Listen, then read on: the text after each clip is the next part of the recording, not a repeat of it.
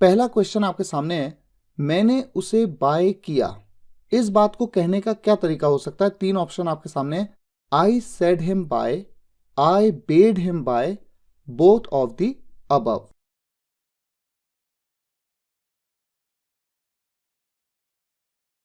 The correct answer is I bed him by. कैसे ये sentence सही है? एक वर्ब होती है बिड, BID बिड। इसके 2 मतलब होते हैं। एक होता है बोली लगाना, जैसे हम कहते हैं कि कितने की बोली लगी है, बोली लगाना। और दूसरा होता है अभिवादन करना, जब हम किसी को ग्रीट करते हैं। गुड मॉर्निंग कहना, गुड आफ्टरनून कहना, गुड इवनिंग कहना, हेलो कहना, हाय कहना, बाय कहना। तो जब हम ग्रीट करते हैं तो भी इसका यूज किया जाता है। यहां पर जो सेंटेंस है, मैंने उसे बाय किया, आया गया, उठा बैठा, रोया सोया, पास्ट इंडेफिनिट टेंस में सेंटेंस है। वर्ब की सेकंड फॉर्म का आप यूज करेंगे अफर्मेटिव सेंटेंस में।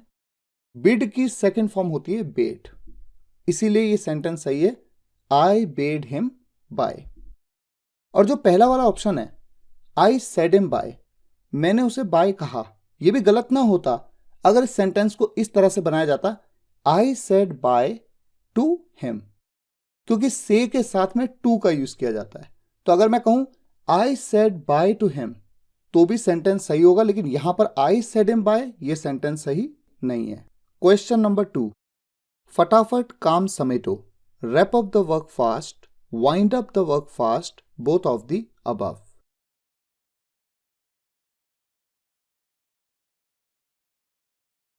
Correct option is both of the above.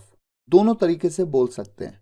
अच्छा, यहां पर देखिए एक इंटरेस्टिंग चीज आपको सीखने को मिलेगी। आप देख रहे हैं रैप, रैप एक वर्ड है, WRAP। रैप का क्या मतलब होता है? लपेटना, जैसे आप कुछ लपेट रहे हो अपने हाथ में, ठीक है। विंड, WIND, ये जो WIND है, इसको 2 तरीके से प्रोनाउंस किया जाता है। 2 अलग अलग वर्ड्स होते हैं। एक है विंड, जिसका मतलब होता है हवा, और एक होता है वाइंड। बोलते कैसे? वाइंड, स्पेलिंग तो सेम है, वाइंड। वाइंड का मतलब होता है दिशा बदलना, डायरेक्शन बदलना। जैसे हम कहें 10 किलोमीटर तक रोड सीधी है, उसके बाद ये मुड़ना शुरू हो जाती है। The road is straight for 10 kilometres and then it begins to wind. तो मुड़ने के लिए, अपनी दिशा बदलने के लिए जो वर्ड होता है, उसे प्रोनाउंस किया जाता है वाइंड, ठीक है।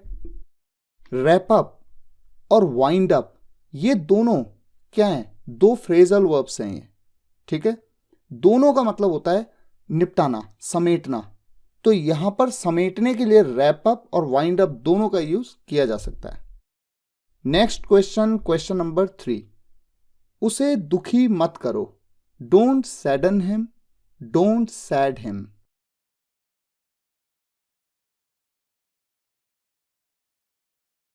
The correct answer is don't saddened him. ऐसा क्यों? सैड का मतलब दुखी, सैडन का मतलब दुखी करना। सैड एक नाउन है और सैडन एक वर्ब है। और आप जानते हैं कि हमेशा डोंट के साथ वर्ब की फर्स्ट फॉर्म का यूज करते हैं।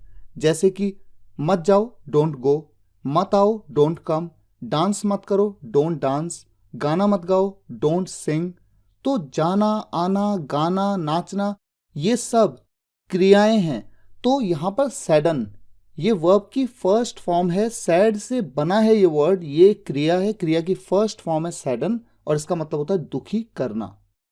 Next question, question number 4, light चली गई, the power went, the power went out.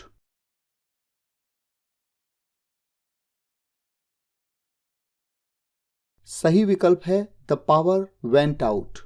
हमेशा याद रखिए, जब भी लाइट जाने की बात होगी तो गो आउट, ये एक फ्रेजल वर्ब आप यूज करेंगे जब भी लाइट जाती है, पावर कट हो जाता है, ऐसे केस में।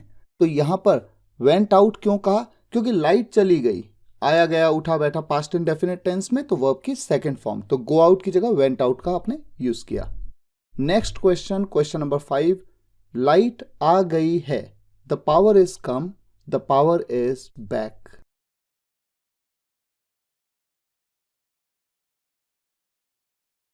यहां पर सही विकल्प है द पावर इज बैक। अगर आप कम का यूज करना भी चाहते हैं, लाइट आ गई है, प्रेजेंट परफेक्ट टेंस में अगर आप इसको कंसीडर करके बोल रहे हैं, तो ऐसे में इज नहीं, आपको हैज का यूज करना चाहिए। The power has come back, इस तरह से आप कहेंगे तो वो भी एक्सेप्टेबल है। Next question, question number 6, light रोज 2 घंटे के लिए चली जाती है। Light often goes out for 2 hours, light often goes off for 2 hours.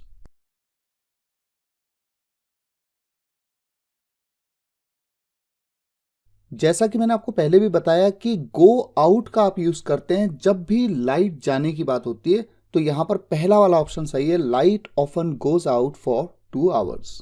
Question number 7, रुक रुक के मत बोलो, don't speak haltingly, don't speak हॉल्टली।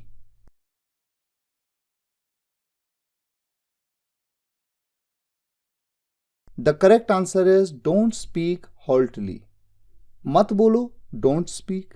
एक वर्ड होता है हॉल्ट, हॉल्ट का मतलब होता है रुकना। इस हॉल्ट से बना है हॉल्टली, जो कि एक एडवर्ब है और इसका मतलब होता है रुक रुक के। नेक्स्ट क्वेश्चन, क्वेश्चन नंबर 8, तुम सच में कमाल हो, यू आर ट्रूली अमेजिंग। आप देख सकते हैं दोनों ऑप्शंस में सिर्फ एक डिफरेंस है, ट्रूली की स्पेलिंग में चेंज है।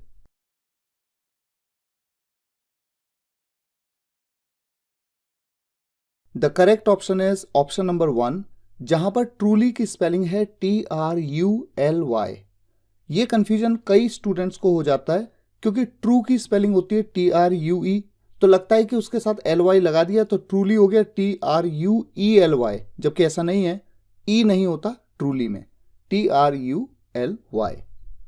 Next question, question number 9, mood मत खराब करो, don't spill the mood, don't spoil the mood.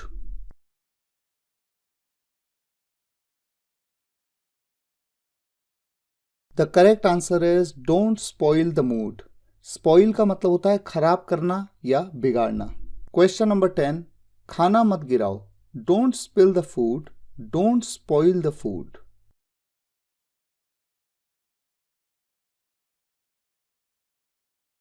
सही आंसर है don't spill the food. Spill का मतलब होता है गिराना या बिखेरना। नेक्स्ट क्वेश्चन, क्वेश्चन नंबर 11, दौड़ कर ऊपर जाओ, go upstairs running, go upstair running, both of the above.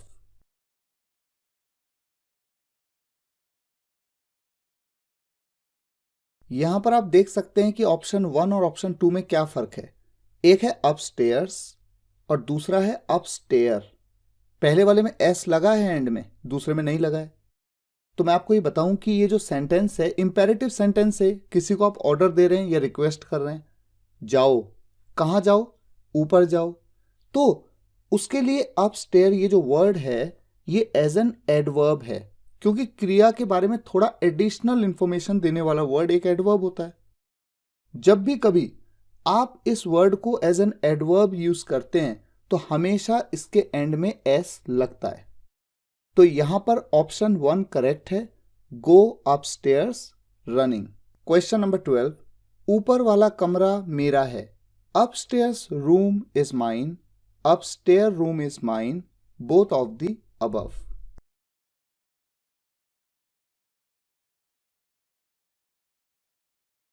यहां पर सही विकल्प है बोथ ऑफ द अबव, यानी कि यहां पर अपस्टेयर्स और अपस्टेयर दोनों का यूज किया जा सकता है। अब देखिए ये बड़ा इंटरेस्टिंग है, क्योंकि रूम क्या है, रूम एक नाउन है और नाउन से तुरंत पहले आने वाला ये वर्ड एक एडजेक्टिव है। तो जब एज एन एडजेक्टिव यूज किया जाता है तो अपस्टेयर्स और अपस्टेयर दोनों में से किसी का भी आप यूज कर सकते हैं। लेकिन जिस तरह से पिछले क्वेश्चन में आपने देखा था कि जब एज एन एडवर्ब यूज किया तो एस लगना चाहिए, यानी अपस्टेयर्स आप कहेंगे। ये बड़ी इंटरेस्टिंग ग्रामर है। अगर आपको थोड़ा डिटेल में जाना है तो आप गूगल में भी इस चीज को अच्छे से सर्च करके इस पे कई सारे आर्टिकल्स हैं जिन्हें आप पढ़ सकते हैं। नेक्स्ट क्वेश्चन, क्वेश्चन नंबर 13, आप कहां रहते हो, where do you put up, where do you put on.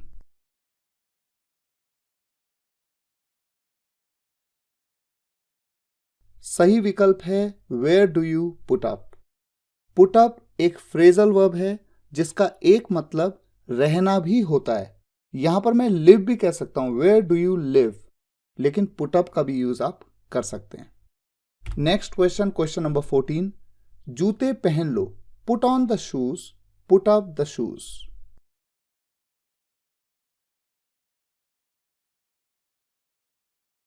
सही आंसर है पुट ऑन द शूज। पहनने के लिए आप पुट ऑन का यूज करते हैं, पुट अप का नहीं। नेक्स्ट क्वेश्चन नंबर 15, जूते उतार दो, put off the shoes, take off the shoes.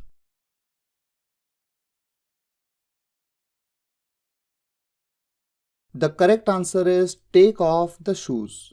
पहनने के लिए पुट ऑन और उतारने के लिए टेक ऑफ। चाहे जूते उतारने की बात हो, कपड़े उतारने की बात हो या कैप उतारने की बात हो, हमेशा टेक ऑफ का use. Next question, question number 16, बैठक को 2 दिन के लिए टाल दो, put off the meeting for 2 days, put up the meeting for 2 days।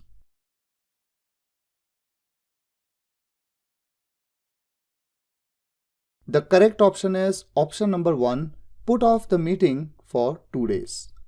Put off इस फ्रेजल वर्ब का एक मतलब रद्द करना, कैंसिल करना, टाल देना, निरस्त करना भी होता है। नेक्स्ट क्वेश्चन, क्वेश्चन नंबर 17, कपड़े सुखा दो, put the clothes into dry, put the clothes to dry.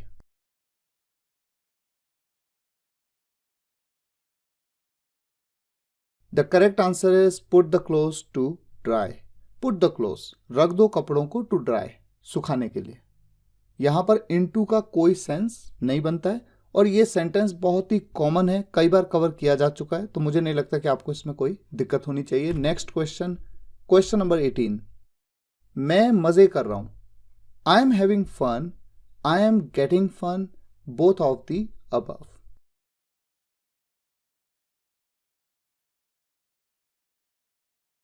The correct answer is I am having fun, या फिर आप कह सकते हैं I am enjoying myself, ये भी कहा जा सकता है। आई एम हैविंग फन भी काफी कॉमन सेंटेंस है। नेक्स्ट क्वेश्चन नंबर 19, मैं मजाक कर रहा हूं, I am kidding, I am joking, both of the above.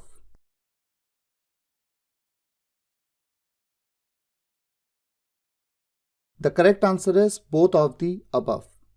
Kidding, joking दोनों तरीके से कह सकते हैं, I am kidding, I am joking. बहुत सारे स्टूडेंट्स को किडिंग के बारे में शायद ना पता हो, पर ये बहुत ही कॉमन वर्ड है। जैसे मैं आपसे कहूं, मैं तो बस मजाक कर रहा हूं, आई एम जस्ट किडिंग, इस तरह से अक्सर बोला जाता है। नेक्स्ट क्वेश्चन, क्वेश्चन नंबर 20, हमें निकलना है, we have to leave, we are to leave, both of the above.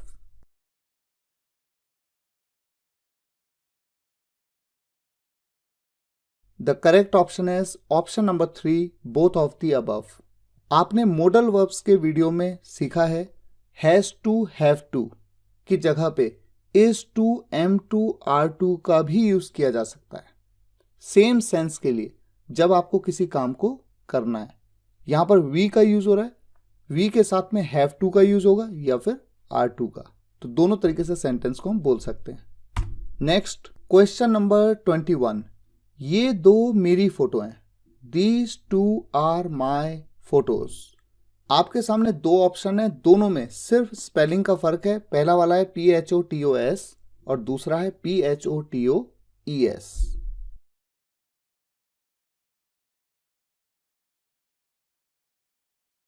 सही विकल्प है पहला वाला, PHOTOS। तो एक फोटो PHOTO और एक से ज्यादा फोटोज PHOTOS। यहां पर ES नहीं लगेगा, जो कि कई स्टूडेंट्स गलती कर जाते हैं। नेक्स्ट क्वेश्चन, क्वेश्चन नंबर 22, ये 2 आलू हैं, दीज 2 आर पटेटोज। दोनों ऑप्शन बिल्कुल सेम है, स्पेलिंग का फर्क है। पहला वाला POTATOS, दूसरा वाला POTATOES।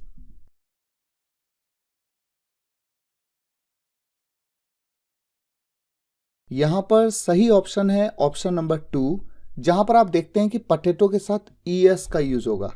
एक आलू बोले तो POTATO पटेटो, और एक से ज्यादा आलू कहें तो potatoes, POTATOES। Next question, question number 23, एक तरफ खिसक जाओ, मूव असाइड, यहां पर असाइड एक वर्ड है, ASIDE असाइड, और दूसरा है ऑप्शन मूव अ साइड, यहां पर असाइड को दो अलग अलग वर्ड कह दिया, both of the above.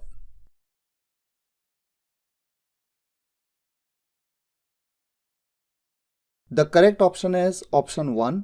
Aside अपने आप में एक सिंगल वर्ड है जिसका मतलब होता है एक तरफ। नेक्स्ट क्वेश्चन, क्वेश्चन नंबर 24, सीधे होकर बैठो, सिट अपराइट। अपराइट जो है ये अपने आप में एक वर्ड है, ये दो अलग अलग वर्ड से बना है, अप और right.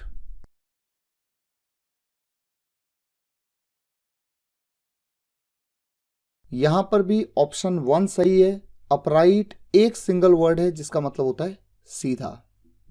Next question, question number 25, मुझ पर सहारा मत लो, don't lean on me, don't lean at me.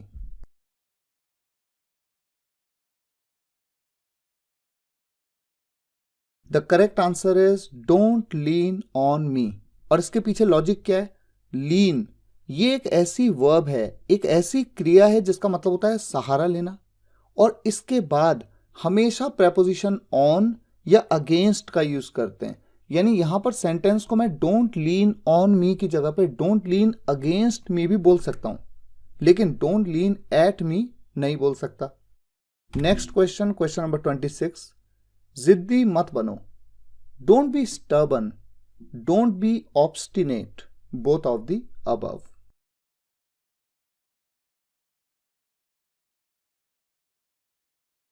The correct answer is both of the above.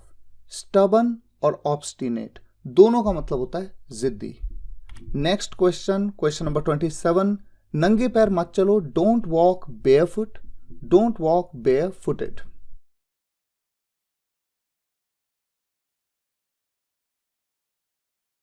The correct answer is don't walk barefoot. Barefoot का मतलब ही होता है नंगे पैर।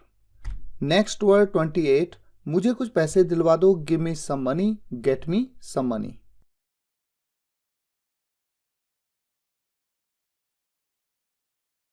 The correct answer is get me some money. Give का मतलब देना, और गेट का यूज आप जानते हैं दिलवाना, इसके लिए किया जाता है। नेक्स्ट क्वेश्चन 29, ऐसा कुछ भी नहीं है, इट्स नथिंग लाइक दैट। दोनों ऑप्शंस में सिर्फ एक फर्क है इट्स की स्पेलिंग में।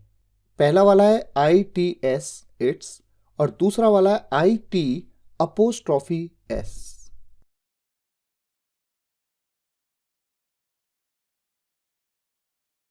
The correct option is option number 2। पहले वाले में तो कोई वर्ब ही नहीं है, जबकि दूसरे वाले में इट्स जब हम कहते हैं तो इट्स क्या है? इट इज का कॉन्ट्रैक्शन। तो यहां पर इज है और बिना वर्ब के कोई सेंटेंस हो ही नहीं सकता, इसलिए ऑप्शन 2 सही है, इट्स नथिंग लाइक दैट। बोलने का तरीका तो एग्जैक्टली सेम है, लेकिन पहला वाला पॉजेसिव केस है जबकि दूसरा वाला एक कॉन्ट्रैक्शन है इट इज का। नेक्स्ट क्वेश्चन, क्वेश्चन नंबर 30, आओ धूप सेकते हैं, let's bask in the sun, let's bask the sun.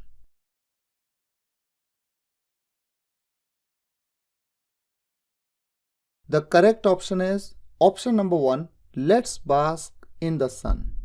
Bask एक क्रिया है, एक वर्ब है जिसका मतलब होता है गरमाना, मजे लेना, मजे उठाना या फिर सेंकना, और इसके साथ में प्रेपोजिशन इन का यूज किया जाता है। अब आप इस वीडियो के कमेंट्स में बताइए कि इन 30 क्वेश्चंस के कितने आंसर्स आपके करेक्ट गए, कितने मार्क्स आपके आए हैं। इस वीडियो के कमेंट्स में आप जरूर बताइए। मुझे उम्मीद है आज के इस वीडियो से आपको कुछ तो सीखने को मिला होगा, कुछ नई चीजें भी आपने सीखी होंगी, और इससे आपको यह भी पता लगा होगा कि आपका खुद का लेवल इंग्लिश में कैसा है। मुझे उम्मीद है आपको ये वीडियो लेक्चर पसंद आया होगा। पसंद आया हो तो वीडियो को लाइक करिएगा, शेयर करिएगा और कमेंट्स में जरूर बताइएगा कैसा लगा। मिलते हैं नेक्स्ट वीडियो लेक्चर में, तब तक के लिए टेक केयर, गुड बाय।